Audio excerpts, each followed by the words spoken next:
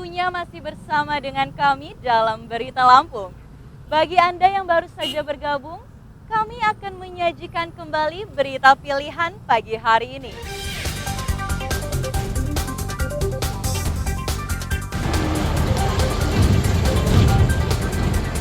Jalan belasan kilometer penghubung antar kabupaten rusak parah.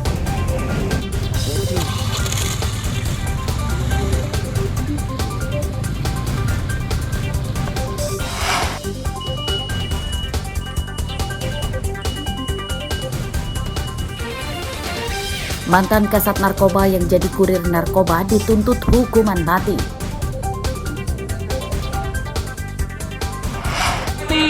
Daripada Bupati Lampung Selatan. Unjuk rasa seribuan warga Register 1 Wai Pisang menuntut pelepasan lahan.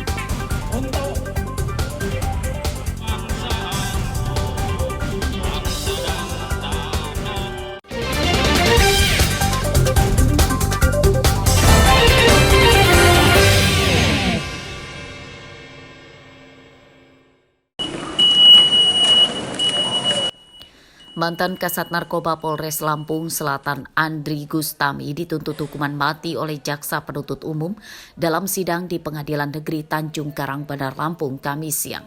Jaksa menuntut terdakwa Andri dengan pasal tentang pemberantasan narkoba.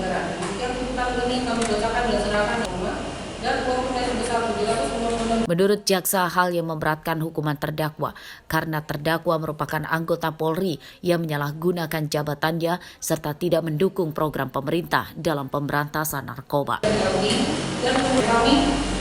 Sementara itu, penasihat hukum terdakwa Andri menyatakan keberatan dengan tuntutan jaksa tersebut. Sebab kliennya tersebut masuk ke jaringan narkoba dalam rangka penyamaran namun tidak meminta izin kepada pimpinannya. Untuk menentukan keadilan itu tidak cukup dengan kepastian hukum. Ada dua lagi yang harus dilengkapi oleh setiap aparat penegak hukum pada saat dia akan mengambil keputusan. Ada yang namanya asas keadilan, ada yang namanya asas kemanfaatan. Jadi menurut saya tuntutan tadi hanya memenuhi unsur kepastian hukumnya. Asas keadilan dan kemanfaatannya belum. Andri Gustami ditangkap Polda Lampung pada 2023 lalu karena terlibat sebagai anggota jaringan narkoba kelas internasional Gembong Freddy Pratama. Ia beberapa kali membantu meloloskan penyelundupan narkoba dari Sumatera ke Jawa. Atas perbuatannya tersebut, Andri juga mendapat sanksi dipecat sebagai anggota Polri. Arsadi Saputra melaporkan dari Bandar Lampung. Tinggal Kak, cukup? Mana Pak?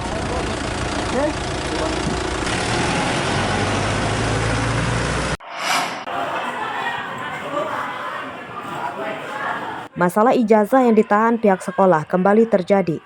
Kali ini dialami Ravanda Pramudita, warga Nusa Wungu, Kecamatan Banyumas, Pringsewu. Ia kesulitan mencari kerja akibat ijazahnya ditahan sekolah. Ravanda lulus SMK pada 2022. Ditahannya ijazahnya akibat ia belum melunasi SPP, infak bangunan hingga uang perpisahan sekolah dengan total sekitar 5 jutaan rupiah. Ravanda belum bisa melunasi tunggakan biaya sekolahnya tersebut karena orang tuanya belum memiliki uang. Mereka meminta kelonggaran pihak sekolah atas tunggakan biaya sekolah tersebut. Kita bisa ambil ijazah harus dibayar lunas dulu. Apa saja itu pembayaran apa saja? SPP, infak itu sama saja pembangunan.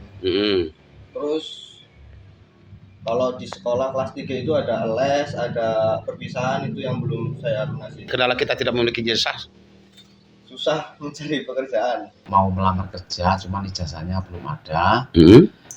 Nah, kita sama anak saya itu mendatangi kepada kepala sekolah itu, minta fotokopinya aja buat lamaran kerja itu. Dikasih, Pak. Terus saya disuruh ke tempat Pak Joko juga, bendahara. Katanya suruh lunasin dulu SPP-nya. Ya nggak dikasih juga itu.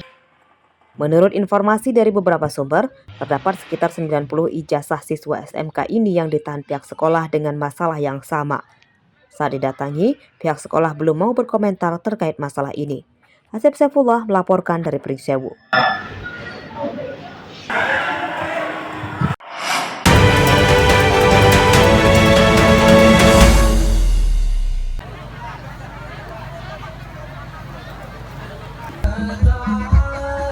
Dua juru kampanye calon presiden nomor urut 2, Prabowo Gibran, berkampanye di lapangan Merdeka, Desa Mandah, Kecamatan Natar, Lampung Selatan. Keduanya adalah Zulkifli Hasan dan Gus Miftah. Kampanye disambut antusias ratusan massa pendukung yang mayoritas emak-emak. Pada kampanye ini juga digelar pengajian dalam rangka memperingati Isra Mi'raj Nabi Muhammad SAW. Pada kampanye ini, Zulkifli Hasan menjanjikan jika Prabowo Gibran terpilih sebagai presiden akan menjalankan program memberi makan siang gratis bagi para pelajar. Dikasih makan siang gratis semuanya anak sekolah. Biar cerdas, sehat, dikasih makan siang gratis. Sementara itu, usai berkampanye, Zulkifli Hasan juga mengomentari terkait pertemuan Presiden Joko Widodo dengan Prabowo di Solo. Itu dikatakannya bukan dalam agenda kampanye. Pembinanya itu Bapak Prabowo Subianto, jadi itu pasukan Pak Prabowo sebetulnya. Jadi mereka wajar lah mengidolakan pembinanya, pasarkan dia. Selain di Natar, Zulkifli Hasan juga sebelumnya menggelar kampanye di sejumlah kecamatan di Lampung Selatan. Arsadi Saputra melaporkan dari Lampung Selatan.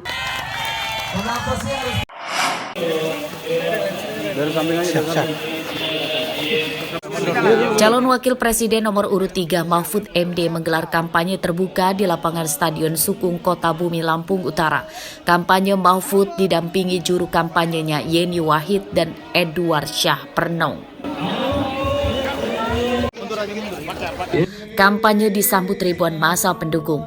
Pada kampanye ini digelar pengajian dalam rangka memperingati Isra Mi'raj Nabi Muhammad SAW sekaligus sholawat bersama. Pada kampanyenya, Mahfud MD menyatakan akan mensejahterakan petani hingga nelayan.